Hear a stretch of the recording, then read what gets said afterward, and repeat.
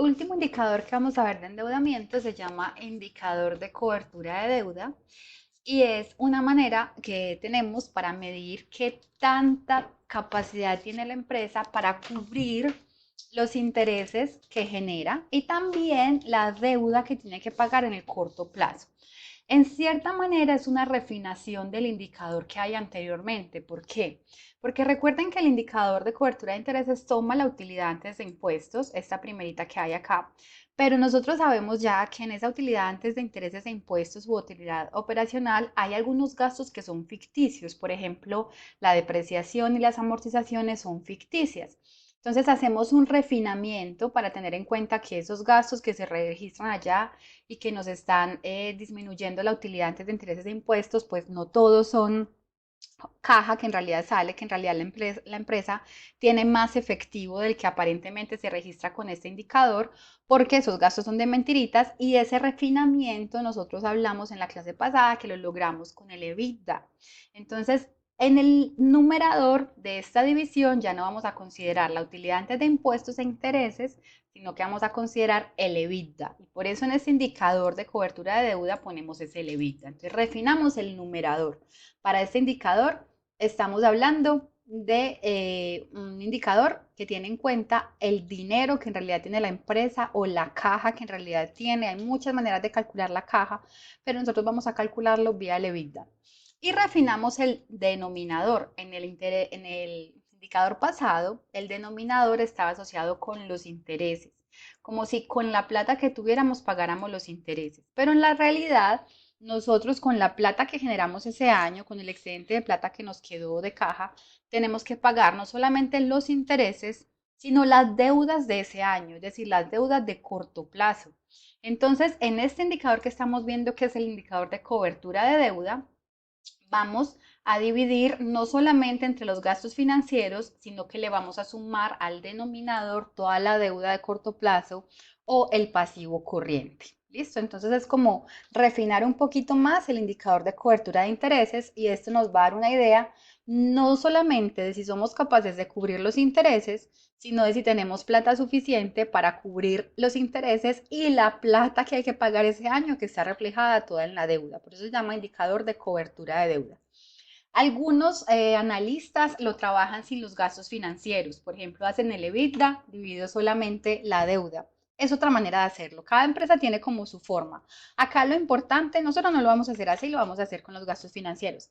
Acá lo importante es reflejar en alguna parte que hay que pagar la deuda. Con la plata que queda, bien sea como se calcule este EBITDA, es decir, podemos tener arriba en algunas empresas el EBITDA, otras tendrán el flujo de caja libre que ustedes ya espero que hayan visto en matemáticas financieras y que vamos a repasar al finalizar este curso. Y bueno, y otras tendrán otros métodos para calcular de una manera simple su caja. Nosotros vamos a usar el EBITDA y vamos a dividir entre estas dos cantidades sumadas. Acá tenemos un problemita, esto no es cobertura de flujos de efectivo, sino de deuda.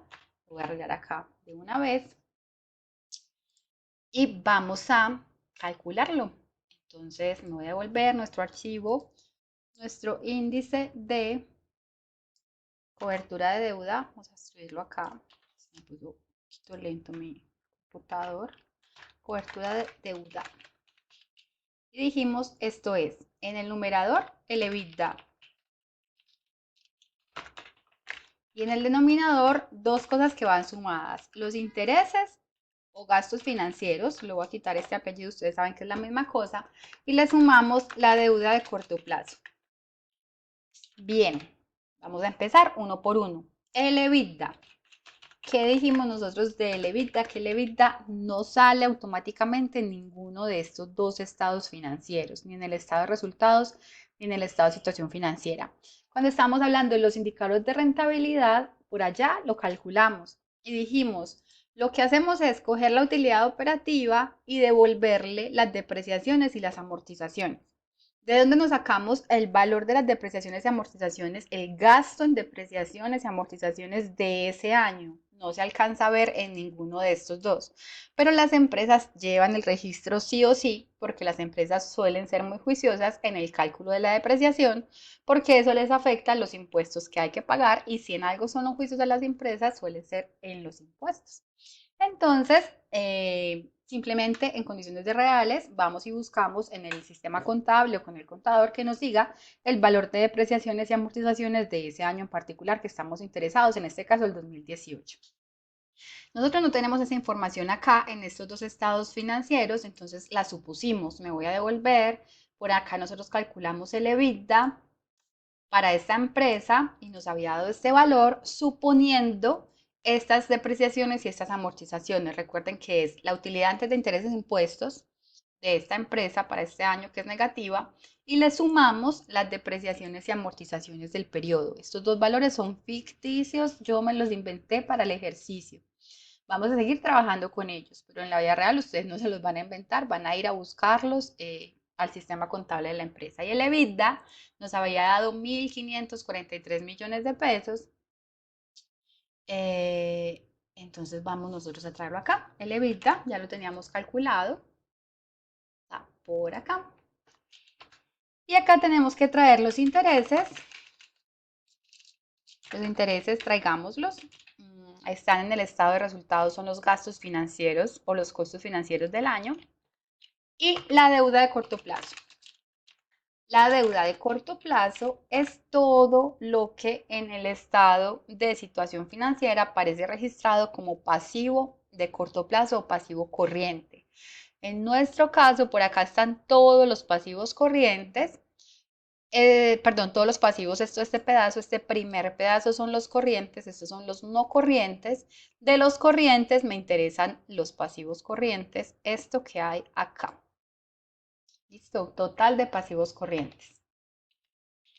Algunas empresas tienen algunas modificaciones. Por ejemplo, para calcular esa cobertura de la deuda, no traen la deuda completa, sino la deuda que genera intereses.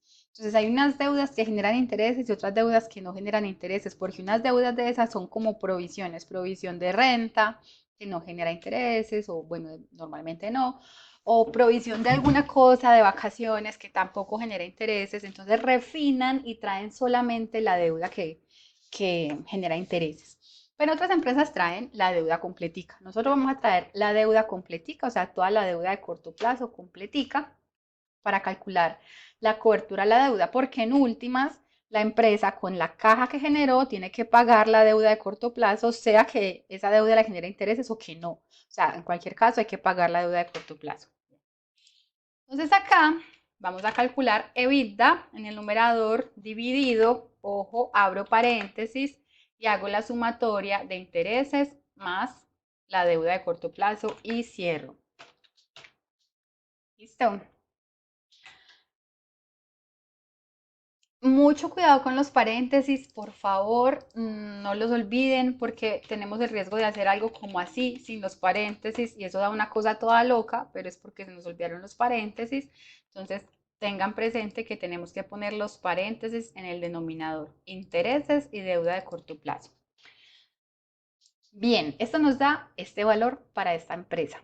¿Cómo se interpreta? De una forma súper parecida a cómo se interpreta el índice de cobertura de intereses. Es un número que no se da en porcentaje, es un número que se da como D, con los decimales que D, que puede dar negativo, que puede dar 0, que puede dar entre 0 y 1 y que puede dar incluso por encima de 1. No hay problema, cualquiera de esos valores es posible. ¿Cuándo nos va a dar negativo? Cuando el EBITDA dé negativo. ¿Puede pasar que una empresa le dé negativo? Sí, claro que sí. O sea, puede ser que la utilidad operativa era muy mala, o sea, era tan mala, que aunque usted le devuelva las depreciaciones y las amortizaciones y se las vuelva a sumar, no lo saque del estado negativo. Es decir, las utilidades operativas, después de haberles devuelto la depreciación, le sigan dando negativas, o sea, tenga un EBITDA negativo. Es una empresa que no lo está haciendo bien, que está en problemas, pero puede pasar. Entonces, este valor le podría dar negativo. ¿Cómo se interpreta? Es cuánta es la capacidad o qué tan grande es la capacidad que tiene la empresa para hacer frente a sus obligaciones de corto plazo. Ojo, Esta empresa tiene 1.500 millones de pesos que le quedaron como pulpitos, como de caja, después de haber sacado los gastos que son de mentiritas y todo eso, y dejar lo que realmente es como la caja más pulpa del negocio, tiene 1.500 millones de pesos. Con eso tiene que pagar unos intereses que son de 4.000 y una deuda de corto plazo de 32.000 millones. Es decir, esa deuda de corto plazo, pues esperamos que la pague al cabo de un año y por eso se llama de corto plazo. Con esta plática que le quedó este año, tiene que pagar todo esto. Esta empresa claramente no va a ser capaz. Y tan no va a ser capaz que este valor está muy cercano al cero. Es decir, no alcanza a cubrir todo lo que tiene que pagar. ¿Cuánto cubre? Solamente el 4%. ¿Listo? O el 0.04 de todo lo que hay que pagar. Esta empresa con la plata que alcanzó a hacer, con el EBITDA, alcanza a pagar solamente el 4% de lo que tiene que pagar. Caso distinto sería que esta empresa hubiera dado, pues hubiera tenido un comportamiento como así, que con este EBITDA fuese el que, pues después de los cálculos de 46.000 millones, lo tuviera que emplear para sacar de ahí 4.000 para los intereses y 32.000 para la deuda. Perfecto. Alcanza a pagar 1.24 veces la deuda que tiene considerando sus intereses. Entonces, esta empresa estaría en buenas condiciones. ¿Qué queremos que nos dé esto? Lo más grande posible, como siempre.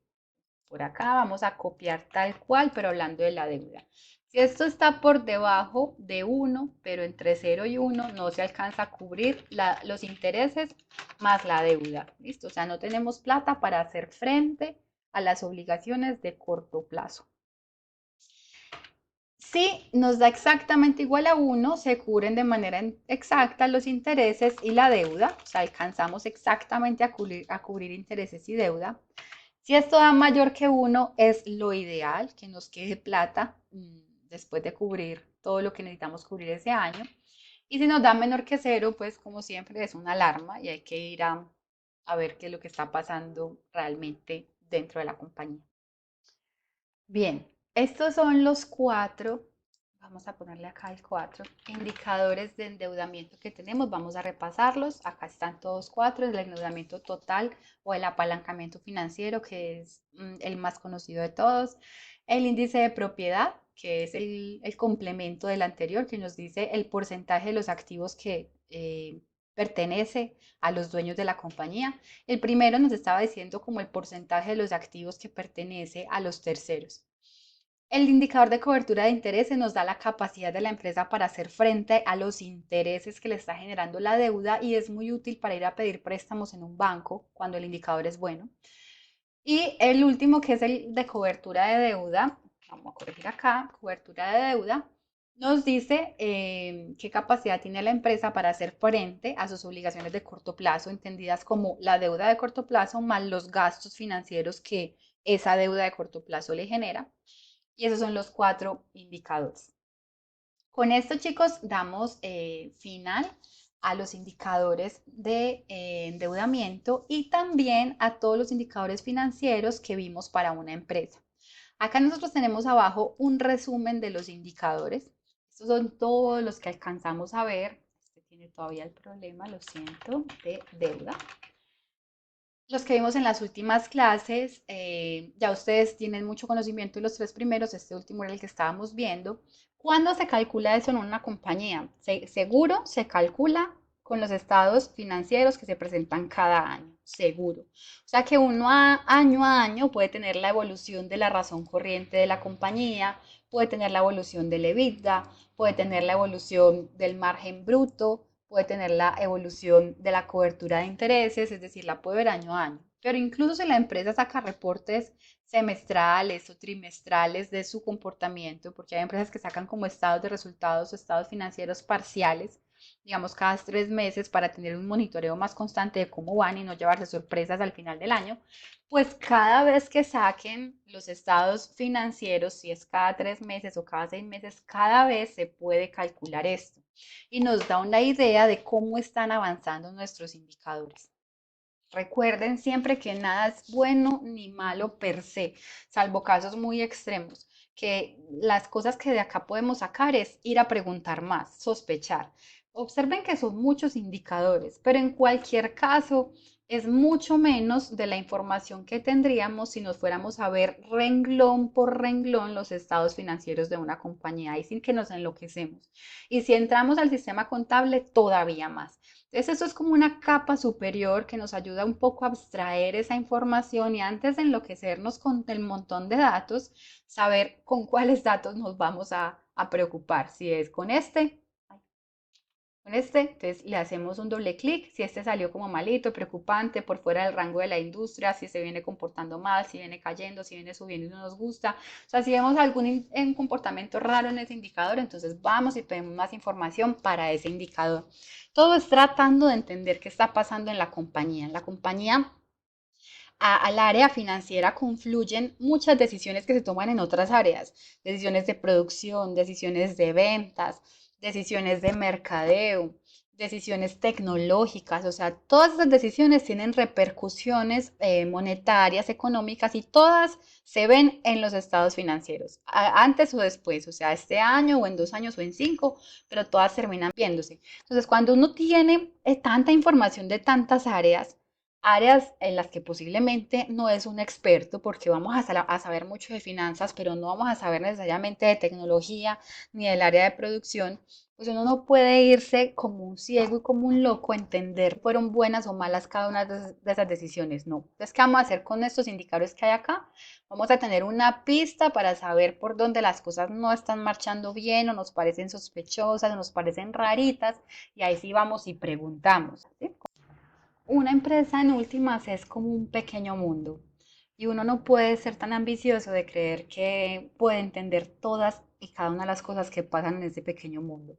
Con estos análisis que vimos de ese gran módulo de la asignatura que son los indicadores financieros, lo que hacemos es saber de cuáles cosas de ese grandísimo mundo ocuparnos, de las cosas más importantes para la compañía con el análisis vertical, de las cosas que más han cambiado en el tiempo con un análisis horizontal, de las cosas que yo veo más sospechosas con el análisis de indicadores que hay acá. Entonces yo no me puedo ocupar como un gerente financiero de todas y cada una de las cosas de esa empresa. No me alcanza la vida. Me tengo que preocupar de las relevantes. Y todo este módulo que vimos es justamente para entender cómo saber en esta empresa, para este periodo contable en particular, cuáles fueron las relevantes, que seguramente serán distintas a las que encontraré relevantes para el próximo año y que eso me ayuda en últimas a tomar mejores decisiones. Si veo que algo va mal, si ya amplié la información y lo que encontramos entre todos es que tomamos una mala decisión, pues lo que sigue es corregir o implementar mejoras para que eso que yo vi mal se corrija en los periodos siguientes. Entonces, esto en últimas, esto va como una cajita de herramientas para diagnosticar y posteriormente tomar mejores decisiones para la compañía.